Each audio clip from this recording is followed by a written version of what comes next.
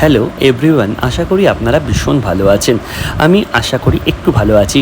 এটা ছিল জগন্নাথ বলরাম সুভদ্রা দেবের রথই যাত্রার জন্মদিন উপলক্ষে এটা করা হয়েছিল, সেদিন করা হয়েছিল প্রায় ভোর রাত থেকে উঠেই করা হয়েছিল কাজগুলো, এবং প্রচুর প্রচুর গাছের ফুল পাওয়া গেছিলো। রজনীগন্ধা মালা সেদিন একটু দাম থাকা ধরুন আমি কিনতে পারিনি, যাই হোক কিন্তু এত ফুল পাওয়া গিয়েছিল যে জগন্নাথ দেবকে কিন্তু আমি ফুলে ভরিয়ে দিতে পেরেছিলাম। অ্যাকচুয়ালি জানেন তো, ভগবান দেবকে বা ভগবান জগন্নাথ দেবকে আপনি যদি হাতে করে মালা করে দেন, এটা কিন্তু ওনার খুব প্রিয় লাগে। জানি না সেদিন হঠাৎ করেই কত সুন্দর সুন্দর ফুল পাওয়া গেছিলো। আমি সব ফুলের নামও জানি না, এবং একটা ছোট্ট ইনসিডেন্টসও হয়েছিল সেদিন। আমার মাথা ঘুরিয়ে সেদিন পড়ে গেছিলো প্রচুর ফুল তুলতে গিয়ে। যাই হোক, সব কিছু যখন শেয়ার করি এটাও আপনাদের সাথে শেয়ার করলাম। অনেক ফল দেওয়া হয়েছিল ভগবানকে, সেরকমভাবে আমি কিছু আয়োজন করতে পারি না বলে পাঁপড় 5 রকম ভাজা এবং খিচুড়ি করা হয়েছিল, এবং তার সাথে কিন্তু অবশ্যই কিন্তু পরমান্ন অর্থাৎ এটাকে বলা হয় পায়েস করা হয়েছিল। এখানে কিন্তু ভগবান জগন্নাথ দেব ছিলেন, তাছাড়াও কিন্তু ছিলেন নাথঘাট, তাছাড়াও ছিল কিন্তু কৃষ্ণ সোনা এবং অনেক আরও সোনারা আমাদের সেদিন ছিলেন।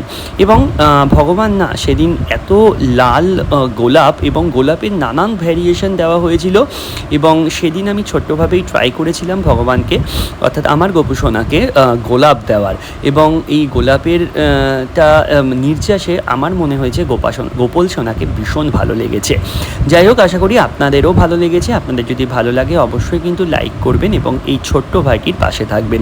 এবং সেদিন জগন্নাথ দেবের কাজের সাথে সাথেও কিন্তু আমার ভীষণ অফিসের প্রেশার ছিল, সেখানেও আমাকে অ্যাটেন্ড করতে হয়েছে, এবং তাছাড়াও কিন্তু সেদিন ভীষণ বৃষ্টি থাকে, এবং এই বৃষ্টি থাকার দরুন কিন্তু আমি সেদিন আর মেলায় যেতে পারিনি, কারণ আমি এই জিনিসগুলো ভীষণ এনজয় করি।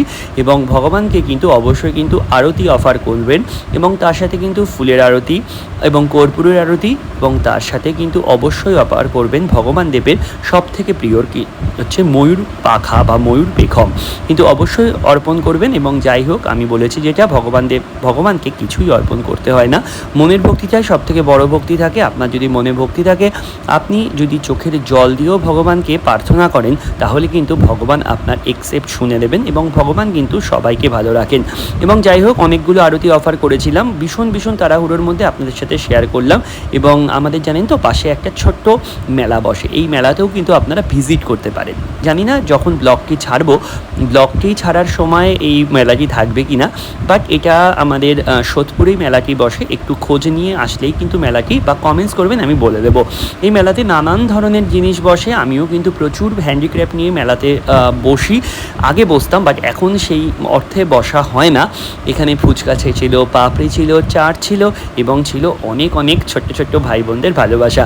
জানেন তো সেদিন প্রচণ্ড বৃষ্টি হয়েছে, এবং আমি ভীষণ ভালোভাবে ঘুরছিলাম, এবং আমি আপনাদের জন্য প্রচুর কালেকশান করছিলাম। দেখুন, এখানে একটা ছোট্ট দোকান, এখানে নানান ধরনের মাটির জিনিস, যেরকম মাটির নানান ধরনের জিনিস, এগুলো আমার ভীষণ ভালো লাগে, এবং আমিও কিন্তু এগুলো ভীষণভাবে ট্রাই করি।